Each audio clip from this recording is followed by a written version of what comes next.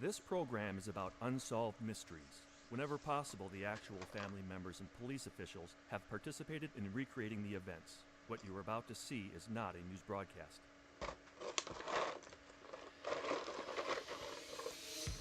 Just 2 months ago, a kind-hearted truck driver in Virginia treated a young homeless man to a hot meal. Incredibly, this chance encounter has now become a key piece of evidence in the strange case of 28-year-old John Cheek. Cheek, a Memphis businessman, mysteriously dropped from sight in December of 1993, just days before finalizing a deal that would have made him a millionaire. Now his family needs your help to find him. Earl and Donna Chotvax scrimped and saved for years to build a log cabin home of their own. But when they handed over their life savings to a smooth-talking contractor named Mark Mitchell, the Chotvax never guessed that they had become the latest victims of a lucrative million-dollar scam.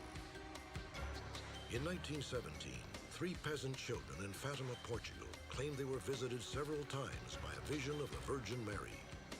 During the controversy that followed, they revealed that the Virgin would make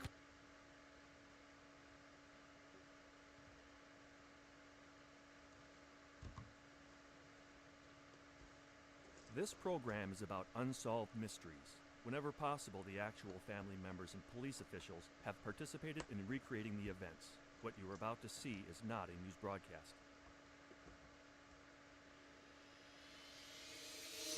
In California, a deadly fire ravages a house trailer. One 16-year-old girl dies at the scene. Her injured twin sister succumbs 4 weeks later. Then the family suffers another cruel blow when the girl's own half-brother becomes a chief suspect in a bizarre scenario of murder and arson. 1955 was a summer of romance for Maria Bauer and Michael Seymour. While working at a resort near Chicago, they fell passionately in love.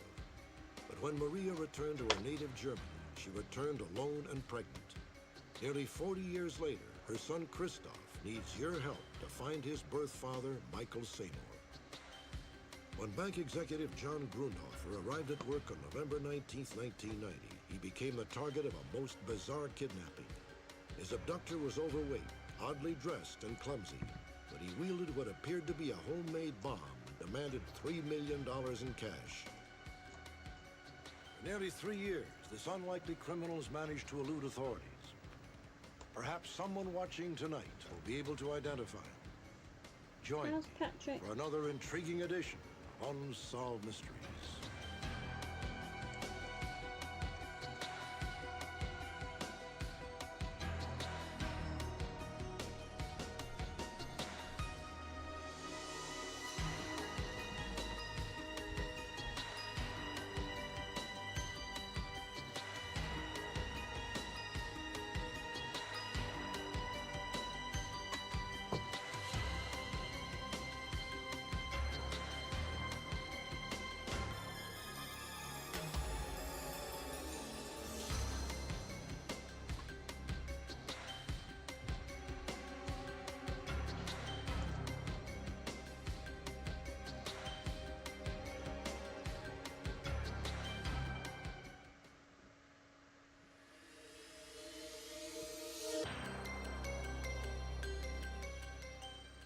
In 1990, the FBI was called in to investigate one of the most bizarre kidnappings they have ever encountered. The perpetrator was an overweight, middle-aged man who wore thick glasses and a floppy rain hat. Hardly the profile of a dangerous criminal. Yet that is exactly what he was, made more dangerous by the fact that his scheme was flawed from the outset and bungled at nearly every step along the way. Minneapolis, Minnesota, November 19th, 1990. At 8:10 a.m., John Grundhofer, a wealthy, hard-nosed business executive, was approaching his offices. Grundhofer was chairman and president of First Bank System. Appointed in 1989 with a directive to trim the fat, he had saved the bank millions by eliminating more than 2,000 jobs. Grundhofer was a man used to scrutiny, but as he arrived at work that morning, he had no idea that his every move was being watched. Temperature's gone up. Yeah.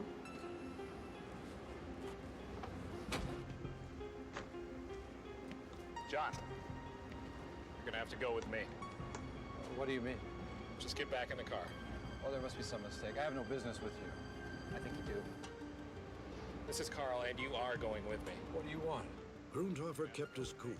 In fact, he was about to spring a surprise of his own.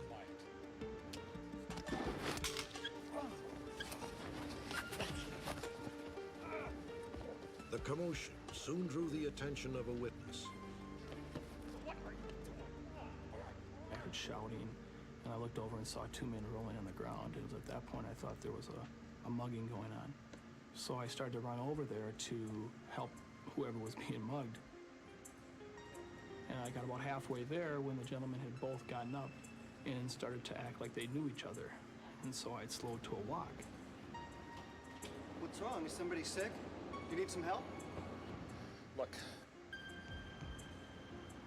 you better get out of here. At first it seemed so unreal that I almost laughed at the gentleman. And then I realized it was real and I was in danger, and at that point I was terrified that I was going to be shot. And I then ran to the elevator. Just back up and get us out of this garage. The gunman ordered Grundhofer into the car. It was 8:13 a.m. Just 3 minutes had passed since Grundhofer drove into the parking garage.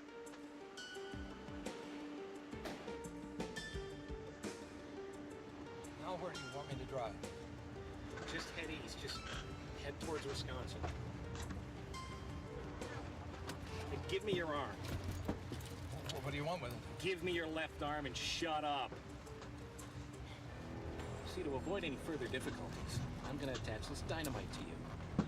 That way, if you give me any other problems, all I've got to do is push a button. I think his intention was to frighten Mr. Grundhofer sufficiently enough that he would be very compliant and do what he was told to do. At virtually that same moment, a passerby in the garage found what the FBI believes was a cheat sheet for the kidnapper, reminding him exactly what he was going to order Grundhofer to do. I believe that the kidnapper is not really a professional criminal. It would seem to me that if you're going to commit that kind of a crime, that you could basically do it off the top of your head, if you will. At around 8:45, Grundhofer and the gunman were crossing the state line into Wisconsin, 35 miles from Minneapolis. It was clear that the abductor had done his homework. Who takes charge when you're not around? Probably be some vice president. Scott Taylor take over? You know Scott Taylor? Never mind. At 8:57, the kidnapper ordered Grundhofer to pull into a secluded rest area. They were now 46 miles from Minneapolis. When they arrived at the wayside, the kidnapper handed Mr. Grundhofer a note. Mr. Grundhofer then made a phone call to his secretary, who transcribed the ransom demands. I am a hostage of a group called Parents Against Drugs. The demand was for $3 million in various denominations, $100, $500, and even $1,000 bills. Once again, the The kidnapper had tipped his hand about his own inexperience. 1,500,000 and 1 A million. professional and criminal 1,000. would never ask for a $1,000 bill. You don't exactly take a $1,000 bill and go to a convenience store, buy a cup of coffee, and ask for change.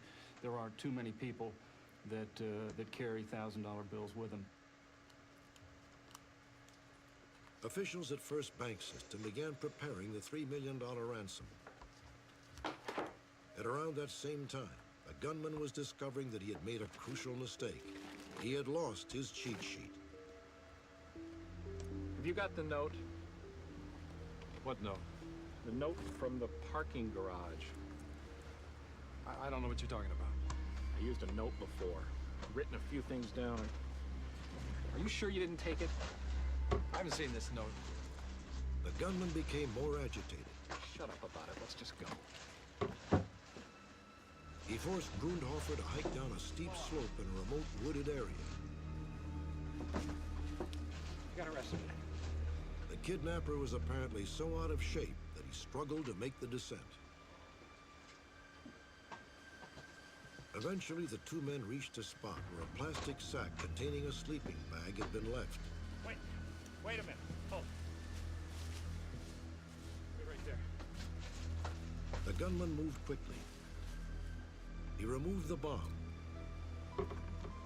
He bound Grundhofer's hands with a nylon rope, forced him into the sleeping bag, taped his mouth shut.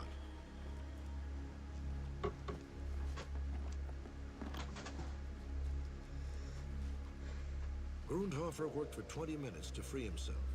When he realized that no one was watching, he went for help. At 10:25, Grundhofer called his office from a nearby farmhouse. The ransom was never paid. The kidnapping made headlines throughout the Midwest. 10 days later, the FBI set up a hotline and published this composite drawing. The response was immediate. A man named John Henderson, who bore a striking resemblance to the composite, was identified as the kidnapper by two different callers. Henderson was a maintenance worker who lived 25 miles outside of Minneapolis. He had never worked at First Bank System and had no apparent connection to Grundhofer. I was stunned when they started questioning me about a kidnapping case that had just happened. Minneapolis, John? They wanted to search, and I told them to go ahead. I had nothing to hide. And they searched my car and my garage and the house. The FBI requested that Henderson participate in a lineup, even though they had found no physical evidence that connected him to the crime. Step forward and say the line again. This is Carl, and you are coming with me. Do you see the man who kidnapped you in the lineup? It's number 3. I had no worries about the lineup because I know I didn't do it. And you know he identified me. I know I didn't do it. Despite Grundhofer's positive identification, Jeff Rasmus, the eyewitness in the garage, did not pick Henderson out of the lineup. Nevertheless, the FBI continued to look for evidence. A handwriting sample was taken. It did not match the note. However, the FBI felt that Henderson's alibi was less than airtight. Later, he became the target of a grand jury investigation. But in the end, no charges were filed. So far, the FBI hasn't found anything, and they won't find anything because I didn't do it.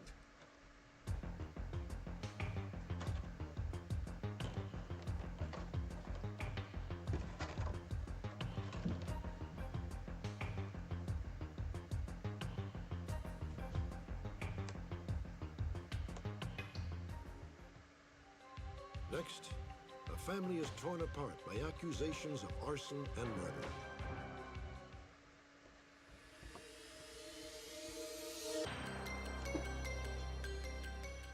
The story you're about to see involves a brutal double homicide which took place several years ago. To this day, the case remains unsolved, and the family has been ripped apart by accusations of arson and murder. Time may never heal the wounds of this complex case, but perhaps someone watching may have some small clue that could help bring the perpetrator or perpetrators to justice. Willow Creek, California, population 1,000, is situated in the heart of the state's timber country, some 250 miles north of San Francisco. Hans and Betty Hansen moved to this quiet community in 1971, 3 years after they were married. Hans operated a logging supply business in a warehouse next to the couple's mobile home. The Hansen family grew to include 4 children, Donnie and Becky from Betty's prior marriage, and twin girls, Jill and Julie. Jill and Julie were good, sensible kids. They were a little shy till you got to know them, but they had real good sense. They would kind of be more friendly to underdog people, and they were real popular girls in school. So if a new person came to school or something that wasn't taken in so much by the other people, they would befriend them. They seemed to view people from the inside. It didn't matter what they looked like or how much money they had or who they were. They were kind to everyone. For Betty and Hans, life was close to perfect until the night of November 14th, 1986. At around 11 p.m., the 16-year-old twins were in their room preparing for bed. Their half-brother Donnie, age 21, was visiting from the town of Fortuna, 70 miles away. He would sleep on a couch in the family room.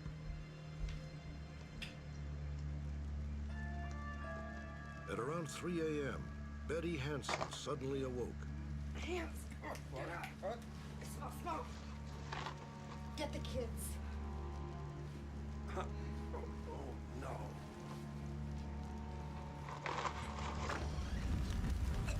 Jill! Jill! Julie! Today, Hans and Betty's memories are a blur of fragmented images. But that night, they were struck by several things that even in the midst of the chaos didn't quite make sense. I shot that fire extinguisher down the hall. It burned right back up. There was a strip in the middle of that hallway burning. I remember that going through my mind. That's real odd, that coming back in a strip like that. And still I got no response from anybody. I was yelling all 3 of their names and then exited the house. As I ran out the door, I kicked the gas can out of the way, not really thinking much of it till I got a few steps away, thinking that gas can shouldn't have been there. It was empty because I felt how it was empty when I kicked it. I went up the little hallway, and the first person I saw was Donnie. And he was standing at the end of the couch where I think he'd slept that night. And he didn't see me. And he's screaming in a horrible voice. He's screaming, "Get out of here!" real loud and running, chasing. And so right away I was afraid for him, what was happening, who he was chasing out. Betty ran to the shop where a number of fire extinguishers were stored. She was met first by Donnie, then by Hans. Hands! Betty, call the fire department! When I got to the shop, I got a ladder and came up to Jill's room and just shoved that ladder right through the window. That room was totally in flames, totally engulfed in flames. And I didn't get any response or see anybody.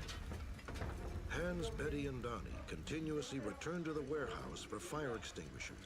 Get the call the fire department. Yes, I did, yes. Jill and Julie. Have you seen Jill and Julie? No. Oh. I remember asking Donnie as we were chasing back and forth for Hey, fire Patrick. extinguishers, did you see anybody? And he said, no, Warm he didn't day see out. anything. Warm here. Fire trucks roared to the scene within 15 minutes. But for Hans and Betty, assuming that Jill and Julie were still inside the trailer, it was an eternity.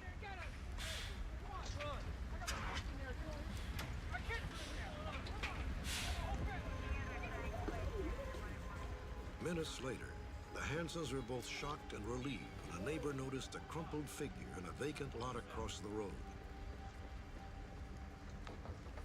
Julie? It's Julie Hansen. Julie, what happened? Julie was nearly dead, bleeding profusely from a gaping wound in her stomach. I'm going to go get some help. And I heard somebody yell from across the street, we found one of them or something like that. then the next thing, Donnie came running up on the deck, and he said, we found Julie. Julie's out. I got her out. And my first question to him was, how bad is she burned? And he didn't give me an answer. Of course, I didn't stand around. Hans claims that it was only after Julie was discovered that Donnie took credit Hi, for Mo having Style. pulled her from the fire. I am But that apparent discrepancy was quickly overshadowed by concern for Julie. When I saw Julie, I thought there was no way she could live. Her stomach was just open, blown open. And so I ran back across the street, and I just went from one fireman to the other one, begging them to please go in and find Jill. Where's Jill? And then I'd run back across the street and to see how Julie was doing. And each time I went back across the street, I was surprised she was still alive. Emergency personnel rushed Julie to the hospital, believing her stomach injury had been caused by some kind of fire-related explosion. But in surgery, doctors made an incredible discovery. Julie's traumatic wound had absolutely nothing to do with the fire. Julie Hansen had been shot in the abdomen, virtually at point-blank range with a 12-gauge shotgun. Well, I about fell off my chair then, because that was the first I'd known anything about any shooting at all. And I still couldn't figure out why. Who could have hated us as much to make an attack on our house like this? The emerging facts seemed too shocking to be true. Unknown and unseen, someone had apparently torched the Hansen home and gunned down Julie. Daylight brought still more unbearable news. Jill's body was found in the ruins. Listen, go around the back, okay? Just play around. An autopsy would later confirm that Jill had also been wounded by shotgun fire. Unable to flee, she had perished in the flames. Kind of thing. This one's the most Authorities difficult recovered one 3 that I've ever shotgun done. shells and a second 5-gallon gas can from the ashes, mounting evidence of arson and murder. Oh. The Hansens' warehouse is untouched by the fire, and investigators examined every square inch for clues. Hey, George! Yeah. Over here. Shoved behind some boxes, they found a 12-gauge shotgun. Ballistic tests would later prove it was the weapon used to shoot Jill and Julie Hansen. What do you make of that? The entire Hansen property was cordoned off and kept under round-the-clock surveillance.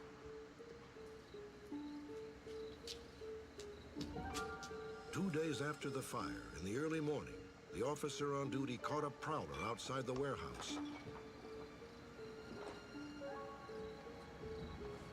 Hey! What are you doing there? This is my dad's place. He works here. Yeah, what's your dad's name? Hans Hansen. You didn't see the police? It was Hans and Betty's son, Donnie. Hey, watch the light. You just stand right there. Detective George Gatto was called to the scene. Donnie told Gatto that he had come to feed the family Caught dog. him looking in a window. Looking in the window. What are you looking at, son? I just came out to feed my dog. Tell us the truth, Donnie. No, He knew the dog had been taken to a neighbor's. See a dog around here? Okay. He knew the dog was not there. And that's when we figured that the reason he was there to get the shotgun.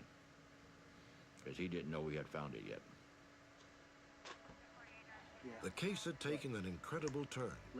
Donnie was about to become the prime suspect in the murder of his own sister. Investigators soon uncovered circumstantial evidence that implicated Donnie in the crime.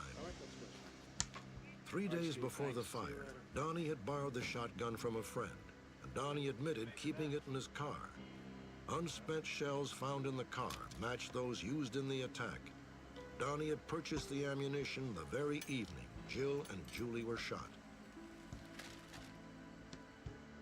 This credit card statement verified that 2 days before the fire, Donnie had purchased 5 gallons of gas at a local station.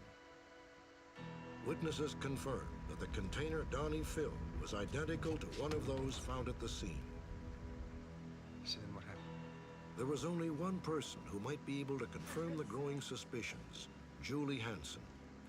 Approximately 2 weeks after the fire, she had recovered enough to tell her parents what had happened. I crawled out of bed. Poor Joe. At first, Julie's memories were sketchy. She recalled being shot, but not seeing anyone. She said she crawled over her sister, which saw her sister was still asleep in the bed beside her, and stepped out of her bedroom door, and bang, she saw the flash, and she thought a bomb went off, and she said she reached down and felt her belly. It was like a bowl of Jell-O. As Hans and Betty asked more questions, Julie had a chilling recollection. So did you see anything else? Did you see anybody? I saw Donnie's face in the flash. You saw your brother Donnie's face? However, Julie's statement contradicted what she told her doctor. I just saw... I never found out why she said that she saw Donnie in the flash. She definitely did not tell me that. She told me she saw nobody, specifically. When I questioned her about that situation, I said, who did you see, or did you see anything? She said, I saw nobody. Never mentioned seeing Donnie. On December 2nd, 2 weeks after the fire, Donnie Hansen was met by his mother and sister at the county courthouse. He had come in voluntarily for further questioning. Hey, Betty. Thanks for coming down. What about the shells? The shells, we were out trap shooting, and I picked some more up as the store was on the way home. Don't you think it's kind of funny that you bought the shells right before the murder? What about the gun? Why did you try to hide the gun? Look, I just got scared, you know? I panicked. I tried to hide the gun in the warehouse because I figured if you found the gun in my car, that you're just going to assume that I did it. I don't have a right to assume that. I'm having trouble believing this whole story. He kept saying he was innocent. He failed the polygraph twice. And when I interviewed him, he just believe you, Donnie. kept denying everything. Why don't you believe me? Like I say, every time it was a different story with him. The interrogation lasted 2 hours. When Donnie emerged, he was in handcuffs, facing trial on charges of arson and murder. What's going on? He's under arrest. On what grounds? I can't talk to you about that right now. George, we are trying to cooperate. That was a pretty low point in my life, to see my son arrested for the murder of my daughter. It was just unbelievable. And I kept thinking, when am I going to wake up? When's this going to end? It was just, I can't describe it. There's just no words. The nightmare was far from over. On December 19th, Julie suddenly died in a freak medical accident.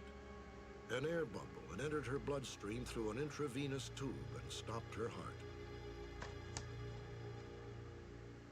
Julie's death was another devastating blow to her grieving parents. It was also a crippling setback to the prosecutors. Julie's eyewitness statements would now be inadmissible as evidence, so she could not be cross-examined by defense attorneys. When we return, Donnie Hansen tells his story.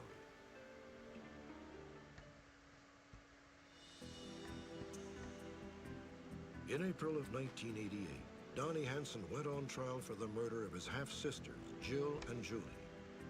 The district attorney was confident enough to ask for the death penalty. The defendant, Donald Hansen, brought the gun that was the murder weapon to the scene. He brought the shotgun shells that killed those two girls. He hid the murder weapon. He lied about all of those things. That was strong evidence. However, the defense introduced eyewitness testimony from the Hansens' neighbors across the street. Oh my gosh, it's the hair. They claimed to have seen two unidentified men near the trailer while it was on fire. I'll go help.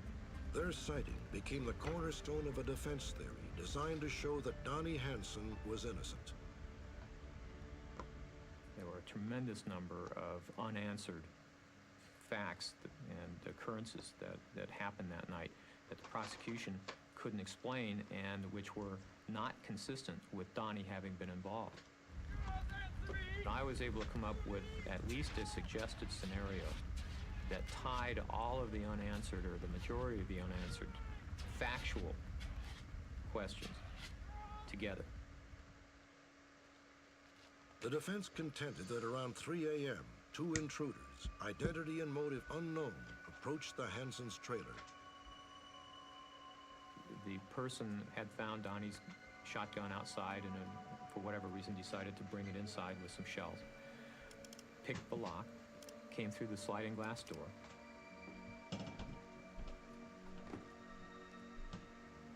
They just spread the gasoline around the living room area at the front of the trailer, the kitchen. They certainly didn't seem to care that people were asleep in the trailer. They went throughout the trailer and spread the gasoline.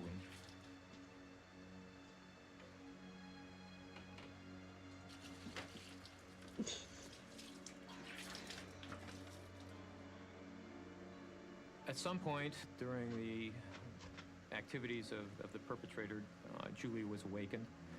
She comes down the hallway and walks in on the perpetrator, who then, at that particular point, apparently was to the left of Donnie as he was lying on the couch and somewhat behind him. And he shoots her as she's coming out the hallway. And she goes down. That's what wakes Donnie up. Donnie picks Julie up, takes her out on the front porch, posits her there. You okay? You're out? You stay here. I'm gonna let you help. If some unnamed, unknown, masked intruders are in your house, killing people and burning the place down, and you're standing right next to them, that they'd shoot you too, wouldn't you? They didn't. According to the defense theory, at least one of the assailants was still in the trailer after Hans, Betty, and Donnie escaped. It was only then that Jill was shot. And the perpetrator then exited the trailer. That person put the gun back in the car, threw it back in the car as he was running by, and those persons ran to their car and jumped in and off they went. Yeah. If you're going to commit a murder, don't you bring the instruments to do that job? Don't you bring the gun? If you're going to burn down the house, don't you bring the gas? How convenient for them that both of these items just happen to be provided by Donald Hanson. Makes no sense. However, the jury believed it did make sense, and they found Donnie Hanson not guilty. When I first heard the verdict, my initial reaction was I was really happy to think that he didn't do it. But when I thought back to everything, I knew that Donnie's involved. That Donnie knew what happened, and he knew what went on that night, and he has all the answers. This has been a real tragedy to us because we have lost 3 of our 4 children out of this. 2 of them are dead, and Donnie's dead to me because I do feel he was 100% responsible for this, whether he pulled it off 100% himself or not. Yes, sure. I would not have put my life on the line for a jury trial through a death penalty case. Oh, I'm shaking. That covered enough for someone that killed my sisters that I loved. You know, a statement like that is absolutely ludicrous. Because of the notoriety surrounding the trial, Donnie has changed his name. He asked that we alter his voice and obscure his face during this exclusive interview. I realize that nothing is being done or has been done since my acquittal to take steps to solve this case. I think the only way this case will ever be solved is if someone's conscience gets to them. Donnie's account is still the subject of debate. Although his attorney claimed Donnie was awakened by the shotgun blast, Donnie now says he never heard the shot. No one that was in that trailer that night heard any blast. So I don't know how I didn't hear it. I don't know how any of us didn't hear it as a group. But we're all fairly consistent. None of us heard anything. Another nagging question is why Donnie removed the shotgun from his car before anyone knew that his shotgun had been involved or even that a crime had been committed. I don't really know why I moved it, other than I didn't want the gun to you know, someone steal it, someone find the gun and blame, think, you know, I did this, you know, if it was used in the commission of this crime. At that time, I didn't know if it had been or not. A third incident was also difficult to reconcile. Donnie's 5 a.m. visit to the warehouse and the explanation he gave police. And it was one of those things in the old story where one lie leads into another and they just start rolling in. And I said, well, I was coming in to check on my dog, which I wasn't really checking on the dog. And I was going back there to get the gun, and that's the story that I told them. But I think that I reacted out of ignorance and out of stupidity, and that's what got me in I trouble. just came out to feed my dog. That was the truth. The accusations that I know what went on that night are absolutely ludicrous. Because I had absolutely everything to lose and nothing to gain. You know, and the fact that to let someone get away with what they did to Jill and Julie tears me up. It's decimates my life, I guess you could say. The whole truth about this hideous crime may never be known. A jury has acquitted Donnie Hansen, but his mother and stepfather have not.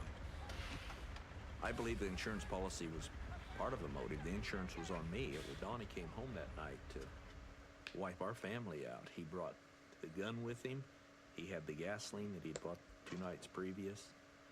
And I believe the motive was money. Whether he was by himself or not, I don't know. You go on, but life is never the same.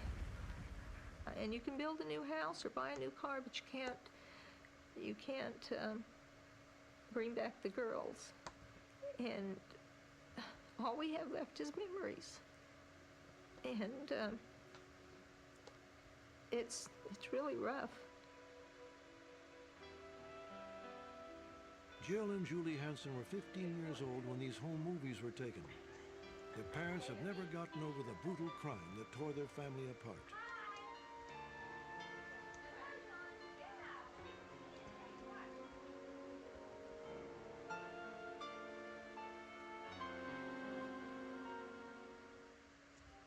When we return, will aging love letters lead to a long-lost father?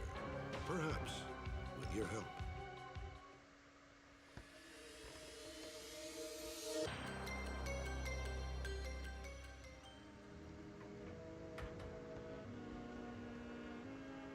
It was the summer of 1955. Maria Hoffman, a 20-year-old exchange student from Germany, found work at the Hotel Moraine, an elegant lakeside resort 26 miles from Chicago. Maria had just finished a year of study in the United States and needed money for the passage home. Entschuldigen Sie bitte, ich habe Sie nicht gesehen. Ich sollte besser hingucken. Tut mir leid. I'm sorry, I didn't see you. Hey, wait a minute. Are we both saying the same thing? Yes. Yes. You surprised me so much I forgot my English. I'm sorry, I didn't mean to. The young man introduced himself as Michael Seymour. Like Maria, he was in his early 20s. Here, let me help you. Thank you, very kind. Haven't seen you here before. Are you new? The chance encounter quickly blossomed into a summer romance, but it was a relationship Maria would keep secret for nearly 30 years. Welcome. Until the spring of 1983. It's a bit cold. In the ensuing years, Maria had returned to Germany, married, become a mother, and a grandmother. Her oldest son, Christoph, was a lieutenant in the German Air Force. During a weekend visit with him, Maria made a stunning confession. Chris, there's something I want to talk to you about. What is it? This is very difficult. Chris, your father is not your real father. What? The man who raised you is not your real father. Mama, are you serious?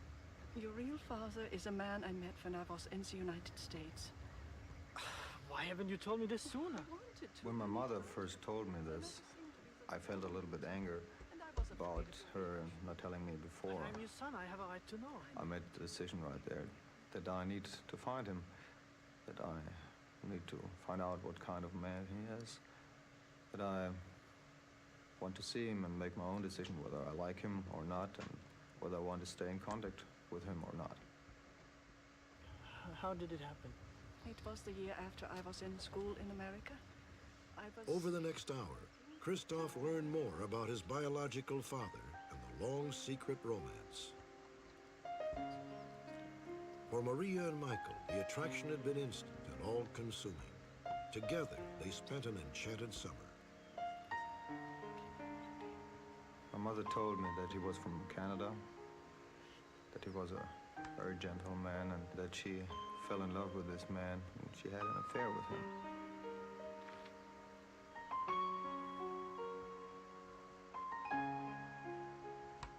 But the carefree love affair was eventually clouded by a very real concern. Maria Hoffman was pregnant. She was very worried about the future. There she was in a foreign country with basically no fixed income, and her friend, the man she was in love with, obviously didn't have a very high income job either, so they would have had to struggle a lot. I also know that they were in love and that she wanted to be with him.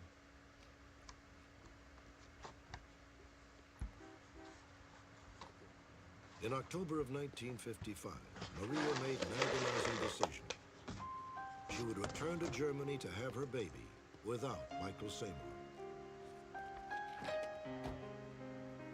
They separated not in anger, they separated in good faith and planned on getting together again later on. I don't know what to say, Maria. Neither do I. It's all so confusing.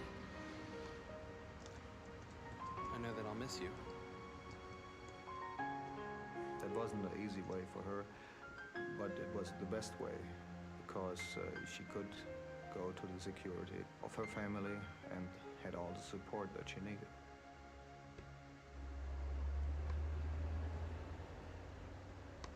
Maria would never again see Michael Seymour.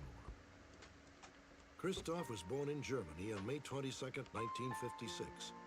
The following year, Maria married a college professor, a man Christoph would come to know as his father. Christoph, sit bless down. you.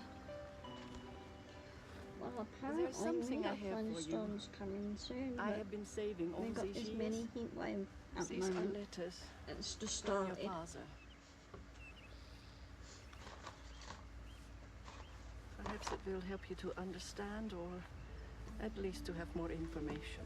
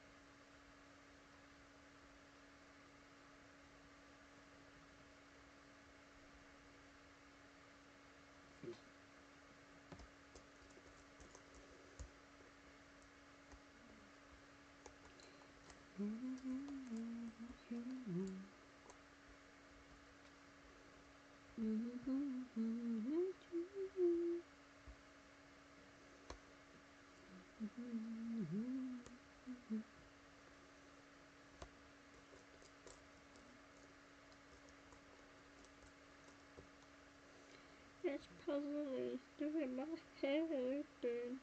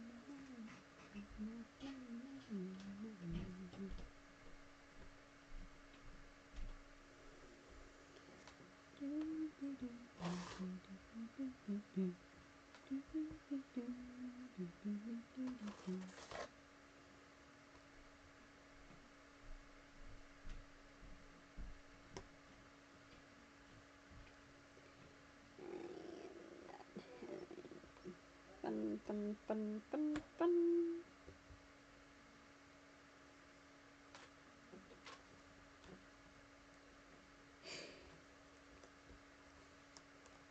Oh, there you go.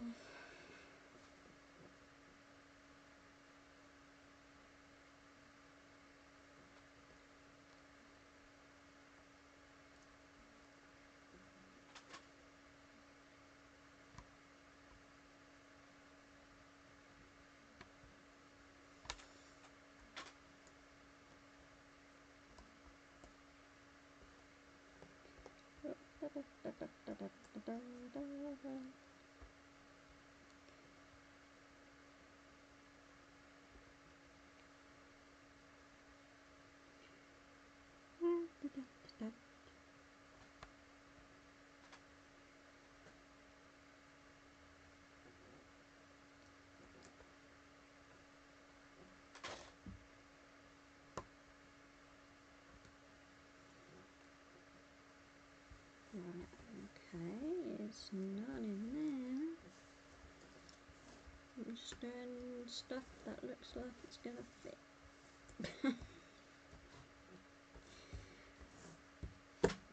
But most of it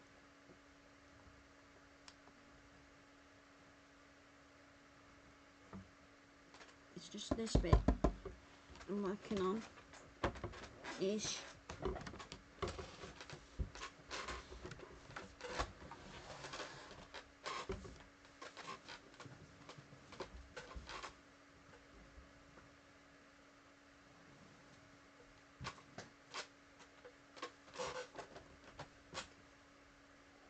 I thought it's going to sleep.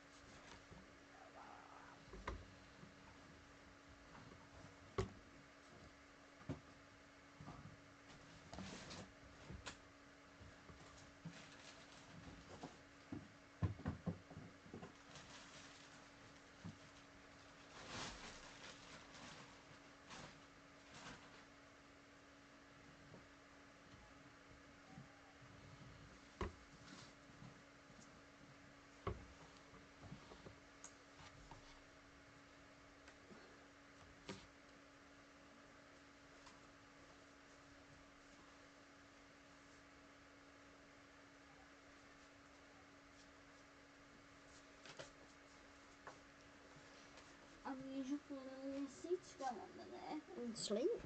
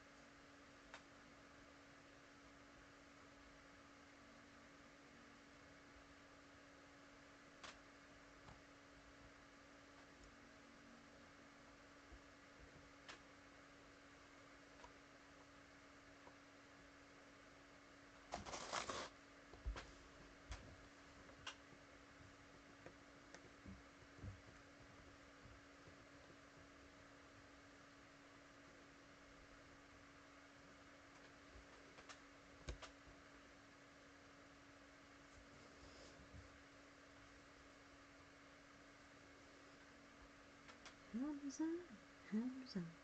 Ooh, baby.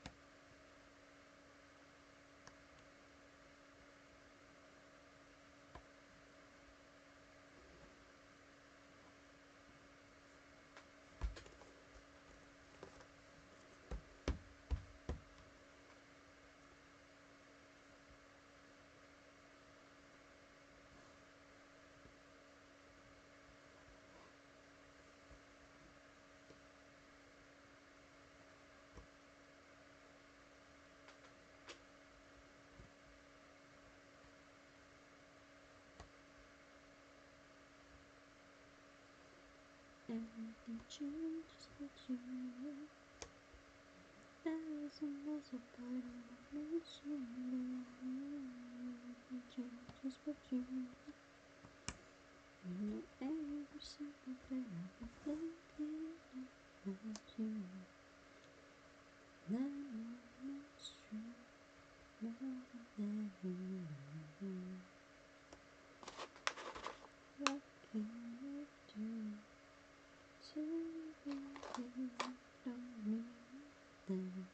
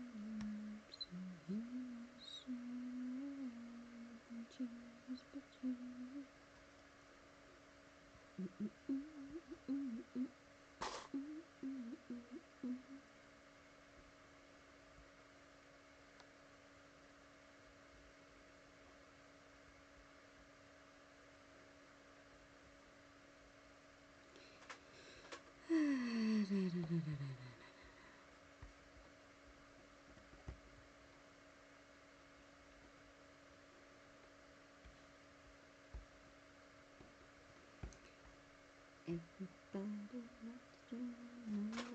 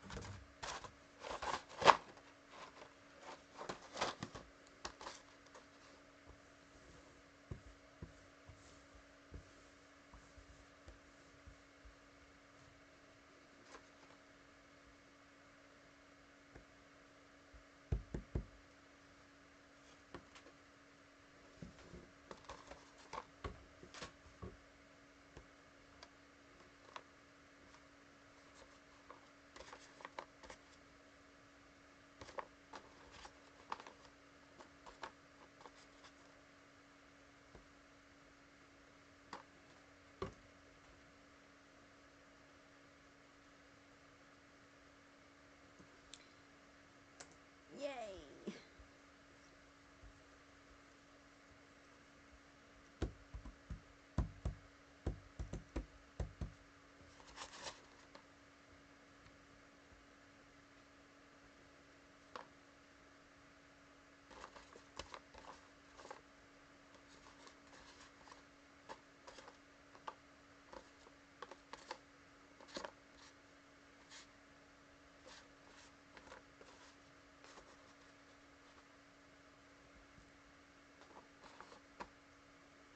How bizarre.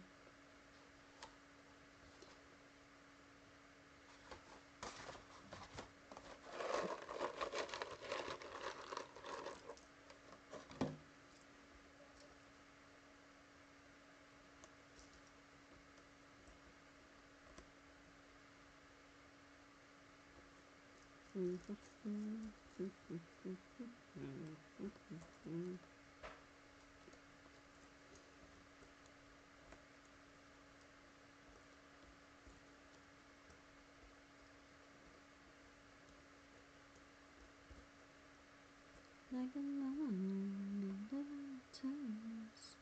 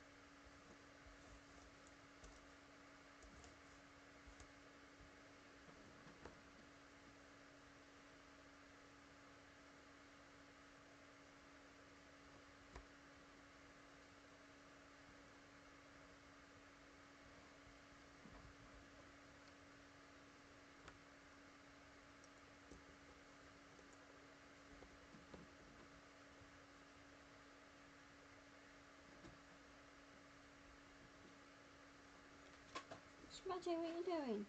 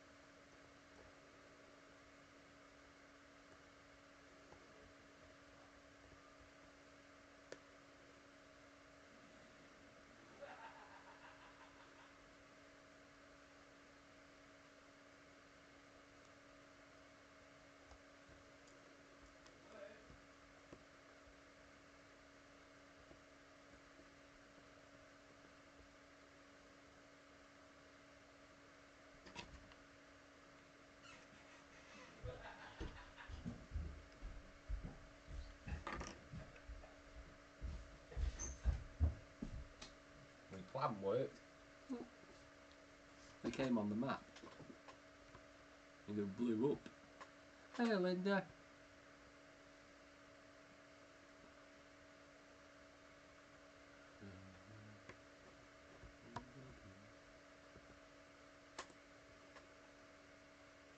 You stuck?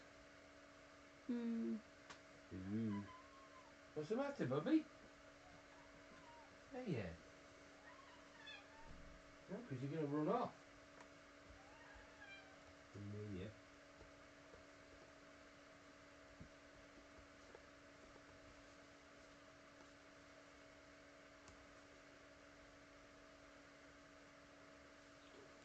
Stuff in the bubble whale.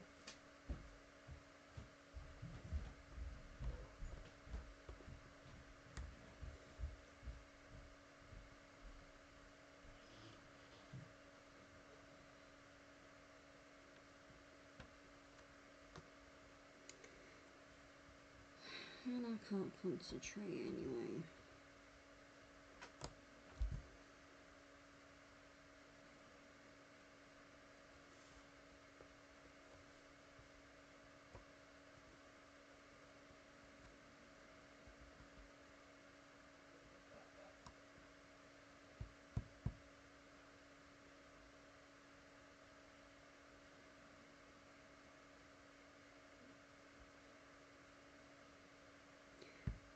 How bizarre, how bizarre.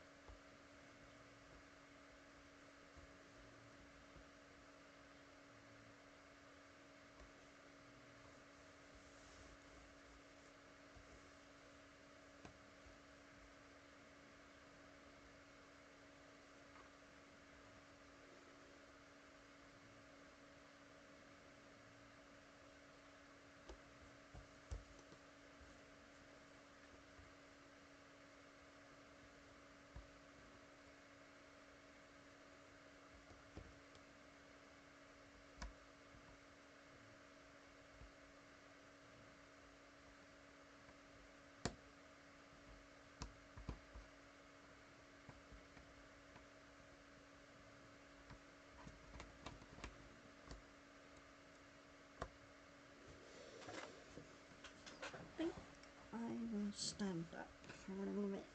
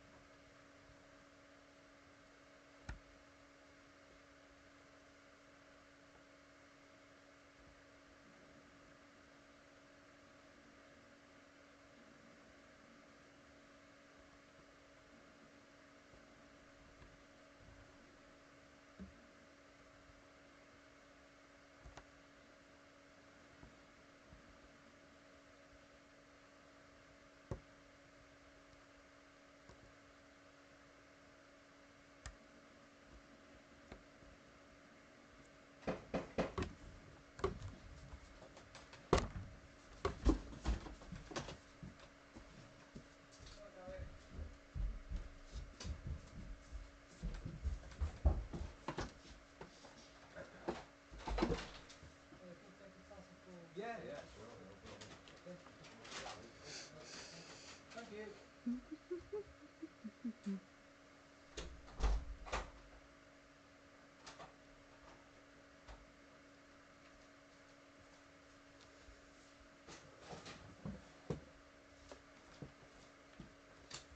parcel for sharing. Parcel.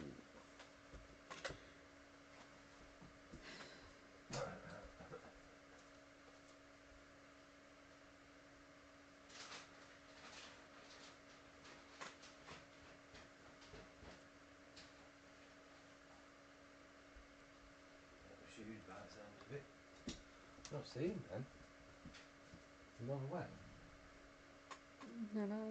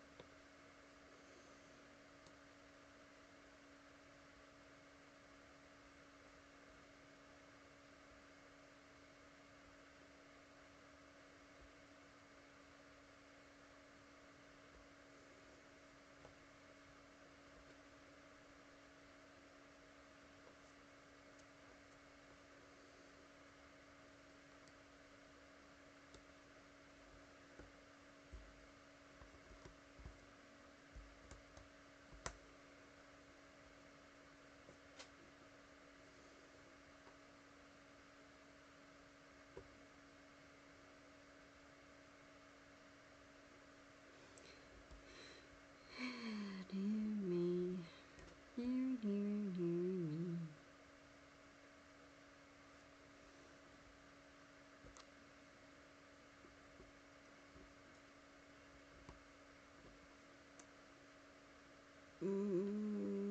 My brain's not with this puzzle right now.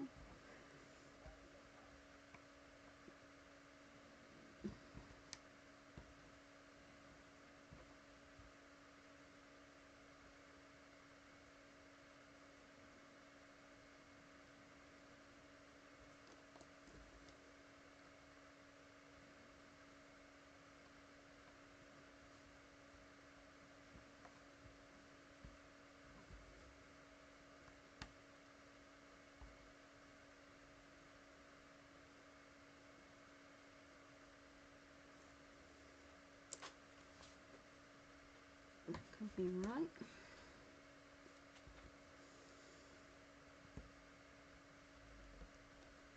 Then that must be, no.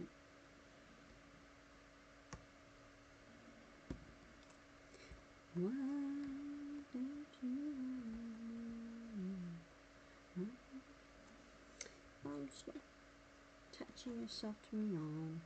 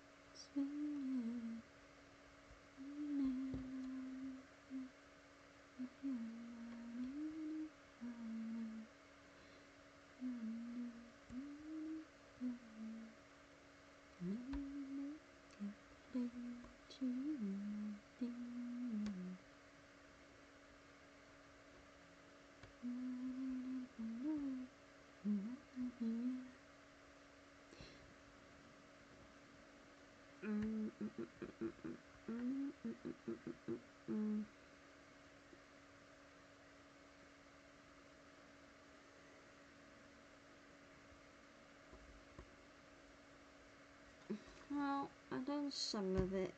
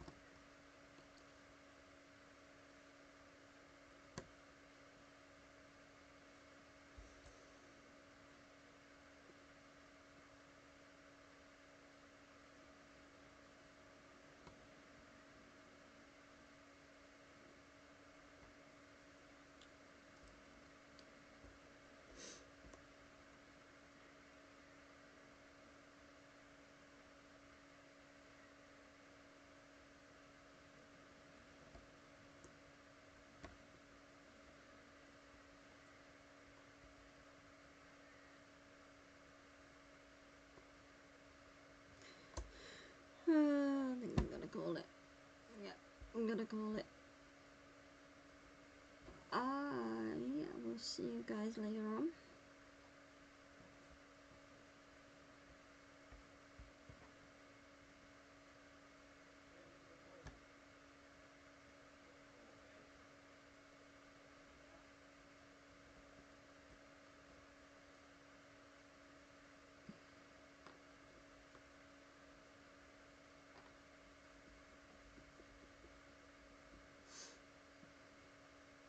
Just getting it right. It's just too much in there. Alright, I will see you guys later on. Take care everybody and stay safe. See you later. Bye everybody.